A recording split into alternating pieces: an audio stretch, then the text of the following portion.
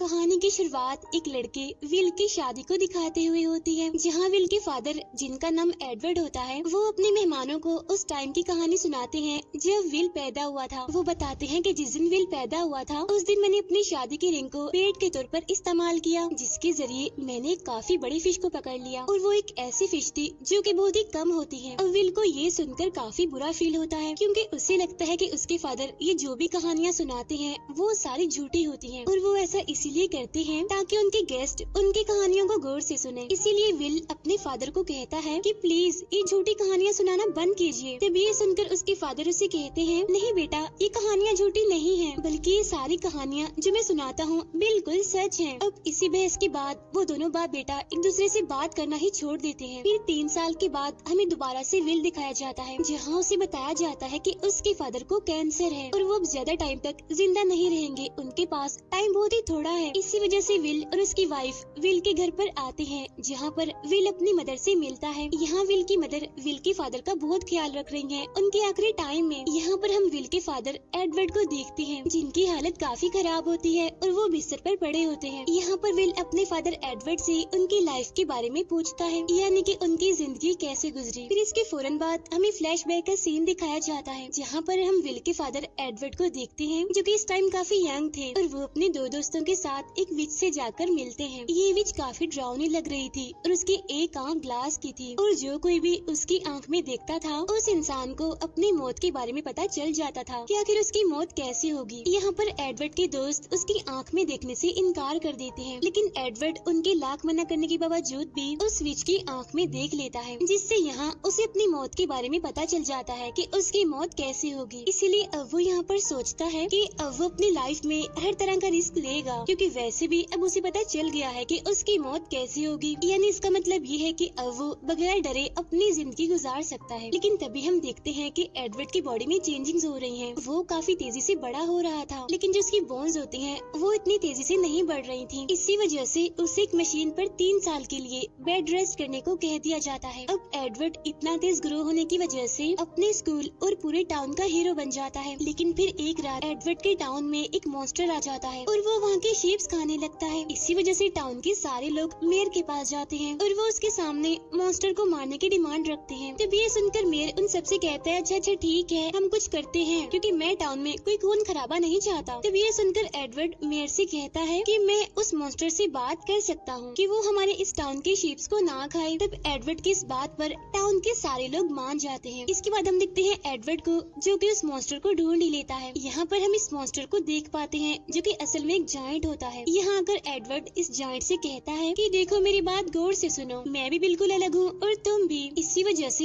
ये टाउन तुम जैसे जायंट और मेरे जैसे इंसान के लिए बिल्कुल छोटा है, तो क्यों ना हम दोनों किसी बड़े शहर चले जाएं। इस बात पर जायंट मान जाता है। फिर जब टाउन वालों को ये बात पता चलती है कि वो मॉन्स्टर यहाँ से जा चुका है, तो बहुत ही खुश हो जाते हैं और इसीलिए मेयर यहाँ पर एडवर्ड को टाउन की चाबी देता है। चाबी लेने के बाद एडवर्ड उस जायंट के साथ इस टाउन को छोड़ देता है। अब जब वो दोनों जा रहे होते हैं तो उनके रास्ते में एक जंगल आता है। अब यहाँ पर एडवर्ड इस जंगल में से शॉर्टकट लेना चाहता है, लेकिन जो जायंट होता है वो शॉर्टकट लेना नहीं चाहता था और इसी वजह से वो दोनों अलग अलग रास्तों से जाने लगते हैं, क्योंकि वो दोनों एक दूसरे से दूसरी साइड पर मिलने का कहते हैं। फिर जब एडवर्ड जंगल के बीच में से गुजर रहा होता है तो उसी रास्ते में एक काफी खूबसूरत टाउन मिलता है और यहाँ के लोगों ने शूज नहीं पहने हुए थे। फिर जब एडवर्ड और आगे जाता है तो इस टाउन का मेयर और उसकी फैमिली एडवर्ड का वेलकम करते हैं। उस मेयर की फैमिली में उसकी वाइफ और उसकी एक बेटी थी। यहाँ पर मेयर के हाथ में एक डायरी होती है, जिसमें ये लिखा होता है कि एक दिन ऐसा आएगा जब एडवर्ड उनके टाउन में आएगा। लेकिन जिस टाइम पर एडवर्ड ने यहाँ पर आना था वो तो उस टाइम से पहले ही यहाँ पर आ चुका था। यहाँ मेयर की बेटी एडवर्ड के शूज लेकर ऊपर बंधी एक रस्सी पर फेंक देती है और इस रस्सी पर और लोगों के शूज भी लटके हुए थे। उसी रात हम देखते हैं एडवर्ड को, जो कि टाउन में घूम रहा होता है, लेकिन तभी उसे एक तालाब में एक मरमेड दिखती है, यानी कि एक जल परी। अब जल परी को यहाँ पर पाकर वो काफी हैरान हो जाता है। अब यहाँ इस टाउन में एक दिन और एक रात गुजारने के बाद एडवर्ड ये सोचता है कि अभी वो इस टाउन में रहने के लिए तैयार नहीं है। इसी वजह से अब वो यहाँ से जाने की तैयारी करता है। अब ये सुनकर टाउन के सारे लोग काफी हैरान हो जाते हैं और यहाँ पर मेयर की बेटी एडवर्ड से पूछती है कि आपके पास तो शूज है नहीं, तो आप आगे जंगल को पार कैसे करेंगे।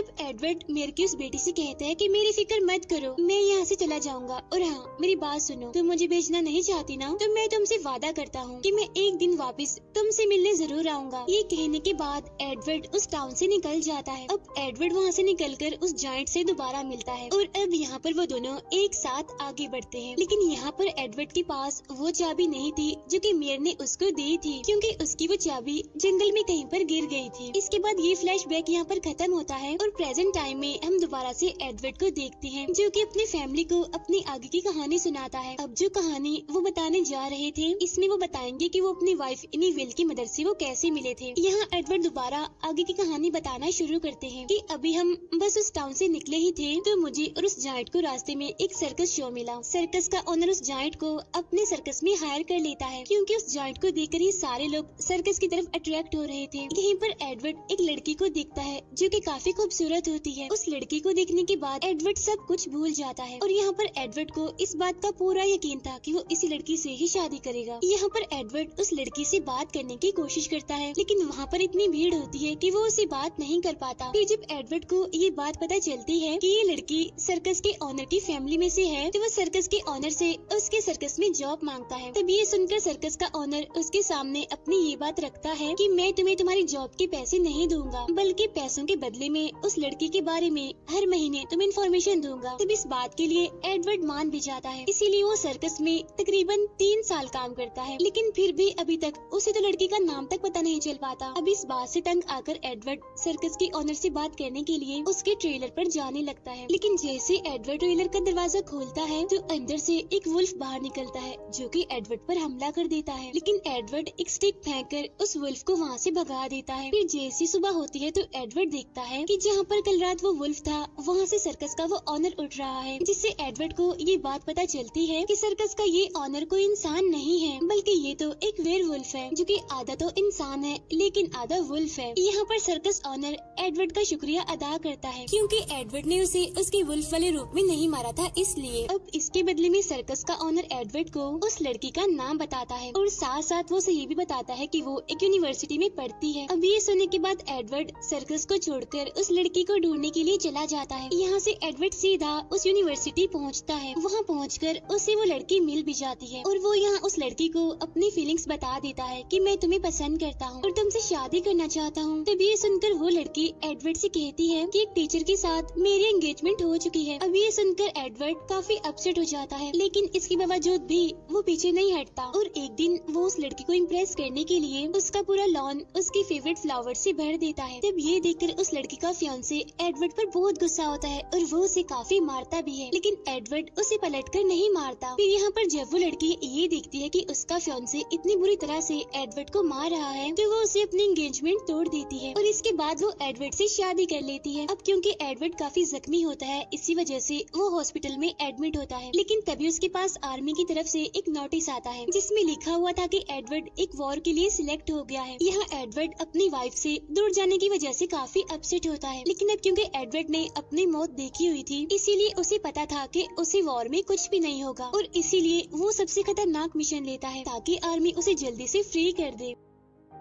वो पैराशूट पहनकर एक कैंप में इम्पोर्टेंट डॉक्यूमेंट्स चुराने के लिए जाता है और यहाँ इस कैंप में एक शो चल रहा था। यहाँ कैंप में उसे 2 ट्विन सिस्टर्स मिलती हैं जो कि सिंगर थी। यहाँ एडवर्ड उन दोनों को अमेरिका में सिंगिंग करने की ऑफर करता है, लेकिन साथ ही साथ वो यहाँ पर उनके सामने एक शर्त भी रखता है कि तुम मेरी इस कैंप से भागने में हेल्प करो ताकि मैं वापस अपने घर अपनी फैमिली के पास जा सकूँ। तब ये सुनकर वो ट्विन सिस्टर्स उसकी बात मान लेते हैं और फाइनली उसे वहाँ से भगा दिया जाता है। लेकिन अमेरिकन आर्मी एडवर्ड के बारे में ये कह देती है कि एडवर्ड मिसिंग है और इस बारे में वो उसकी वाइफ को भी बता देते हैं लेटर भेजकर। अब ये जानकर एडवर्ड की वाइफ बहुत दुखी हो जाती है। अब एडवर्ड को सफर करते हुए काफी महीने गुजर जाते हैं और आखिरकार जब एडवर्ड अपने घर वापस आता है तो वो यहाँ पर अपनी वाइफ से दोबारा मिलता है। इसके फौरन बाद एडवर्ड एक सेल्समैन की जॉब करने लगता है ताकि वो अपनी फैमिली के लिए अच्छा घर खरीद सके। इसके बाद जब फ्लैशबैक खत्म होता है तो प्रेजेंट टाइम में विल की मदर उसे वो आर्मी वाले लेटर्स दिखाती है, जिससे ये बात तो प्रूव हो जाती है कि एडवर्ड जो भी कहानियाँ सुनाता है उसमें से कुछ कहानियाँ तो वाकई सच्ची होती हैं। इसके बाद हमें दोबारा से पास्ट का सीन दिखाया जाता है, जहाँ पर हम यंग एडवर्ड को देखते हैं जो कि बैंक में एक लाइन में लगा होता है। और तभी यहाँ पर एडवर्ड को अपना पुराना दोस्त मिलता है। यहाँ उसका दोस्त एडवर्ड को बताता है कि मैंने तुम्हारी पर्सनैलिटी से इम्प्रेस होकर अपने टाउन को छोड़ दिया था और अब मैं एक क्रिमिनल हूँ। यहाँ एडवर्ड का दोस्त उसे बैंक लूटने के लिए राजी कर लेता है, लेकिन इस बैंक में उनकी चोरी के लिए कोई भी कैश नहीं होता। यहाँ पर एडवर्ड अपने फ्रेंड को बताता है कि फाइनेंस की दुनिया कैसे चलती है, उसे कैसे रन किया जाता है। इसके बाद एडवर्ड का फ्रेंड उसकी बताई हुई इन्फॉर्मेशन की वजह से एक काफी बड़ा बिजनेसमैन बन जाता है। फिर वो शुक्रिया के तौर पर एडवर्ड को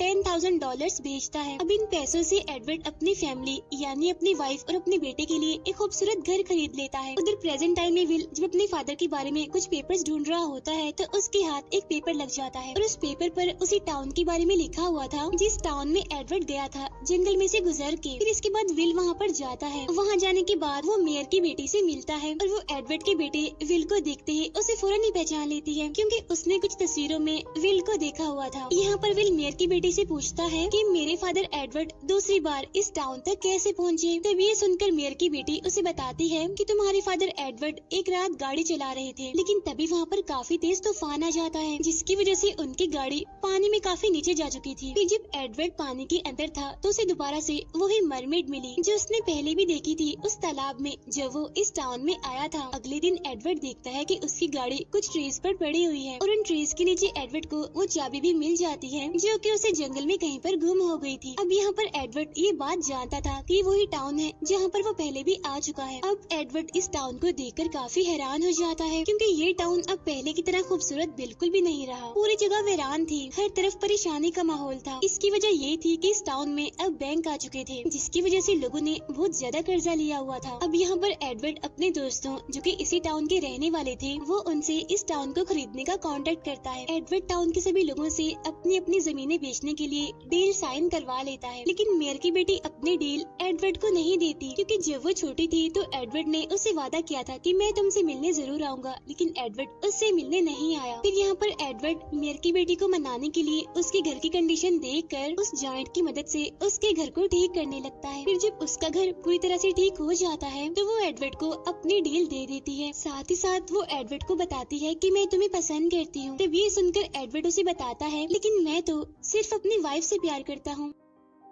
इसके बाद वो इस टाउन को छोड़कर चला जाता है और इसके बाद कभी भी वापस नहीं आता। प्रेजेंट टाइम में मेयर की बेटी विल को बताती है कि मैं सिर्फ तुम्हारे फादर की कहानियों का हिस्सा हूँ, लेकिन तुम और तुम्हारी मदर एडवर्ड की जिंदगी का हिस्सा है। इसके बाद हम देखते हैं कि विल वापस से टाउन आ रहा होता है, लेकिन तभी उसे खबर मिलती है कि उसके फादर एडवर्ड को अटैक हुआ है। इसी वजह से उसे हॉस्पिटल ले गए हैं। अब यहाँ पर सभी लोग एडवर्ड के लिए काफी परेशान होते हैं, लेकिन यहाँ पर एडवर्ड उनसे कहता है कि प्लीज तुम सब परेशान मत हो, क्योंकि मैंने उस विच की आंख में अपनी मौत इस तरह से नहीं देखी। फिर विल अपनी मदर और अपनी वाइफ को घर भेज देता है और अकेला ही अपने फादर एडवर्ड के पास रुकता है। यहाँ पर विल अपने फैमिली डॉक्टर से पूछता है कि मुझे उस टाइम की कहानी बताएं जब मैं पैदा हुआ था। तब ये सुनकर फैमिली डॉक्टर उसे बताते हैं कि जब तुम पैदा हुए थे तो तुम्हारे फादर वहाँ पर नहीं थे अपने काम की वजह से, और साथ ही ये बात भी सच है कि तुम्हारे फादर ने कोई भी फिश नहीं पकड़ी थी, बल्कि वो ये कहानियाँ सिर्फ एंटरटेन करने के लिए ही सुनाते हैं। लेकिन इसके बावजूद भी विल इस बात पर एग्री करता है कि उसके फादर एडवर्ड की कहानियाँ कभी भी झूठी नहीं थी। उसी रात विल अपने फादर को देखता है कि उनकी हालत तो काफी खराब है, वो तो काफी मुश्किल से जिंदा है, क्योंकि उनसे बोला नहीं जा रहा था और इसी वजह से अब वो कोई भी कहानी नहीं सुना पाएगा। इसीलिए एडवर्ड अपने बेटे विल से कहता है कि तुम मुझे ही मेरी मौत की कहानी सुनाओ। तब ये सुनकर विल अपने फादर एडवर्ड से कहता है लेकिन आपने तो मुझे कभी भी नहीं बताया कि आखिर आपने उस विच की आंख में क्या देखा था कि आपकी मौत कैसे होगी। लेकिन इसके बावजूद भी एडवर्ड विल को बार बार उसकी मौत की कहानी सुनाने के लिए कहता है और इसीलिए यहाँ पर विल मान ही जाता है और यहाँ पर विल एडवर्ड को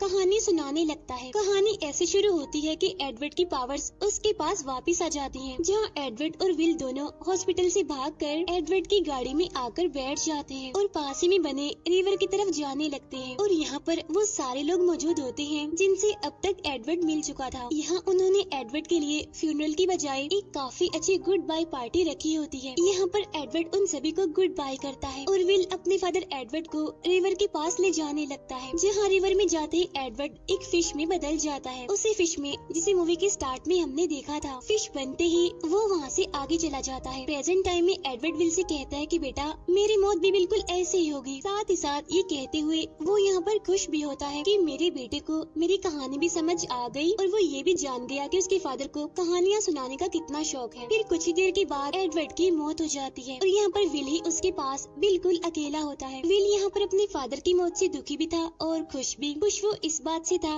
क्योंकि उसके फादर के आखिरी टाइम में वो दोनों बाप बेटा काफी क्लोज थे। इसके बाद एडवर्ड का फ्यूनरल रखा जाता है। इसके बाद गाड़ियों की एक काफी लंबी लाइन आती है और इन गाड़ियों में वो सारे लोग थे जिन से एडवर्ड अपनी जिंदगी में मिल चुका था, यानी कि जो उसकी कहानियों में भी शामिल थे। यहाँ पर विल अपने फादर की कहानियों के कैरेक्टर्स देखकर काफी हैरान हो जाता है, लेकिन वो यहाँ पर एक चीज नोटिस करता है। वो देखता है कि ये सारे कहानियों से बिल्कुल डिफरेंट है। जैसे कि वो जायंट जिसे लोग मॉन्स्टर समझ रहे थे वो कोई जायंट नहीं था, बल्कि एक 7 फीट का आदमी है। और वो जो ट्विन सिस्टर्स थी वो ट्विंस तो थी, लेकिन ना तो वो एक दूसरे से जुड़ी हुई है और ना ही सिंगर है। अब यहाँ पर विल को ये बात क्लियर हो जाती है कि उसके फादर एडवर्ड को कहानियाँ सुनाने का बहुत शौक था। साथ ही साथ इन कहानियों में कुछ भी झूठ नहीं था और इन कहानियों को तो बस सिर्फ बढ़ा चढ़ा कर ही बताया गया था एंटरटेन करने के लिए। इसके बाद जब विल का बेटा पैदा होता है तो विल उसे अपने लाइफ की कहानियाँ सुनाता है। इन कहानियों में एडवर्ड भी होता है ताकि एडवर्ड हमेशा ही उनके दिलों में जिंदा रहे। और इसी के साथ ही ये मूवी यहीं पर एंड हो जाती है। Thank you for watching.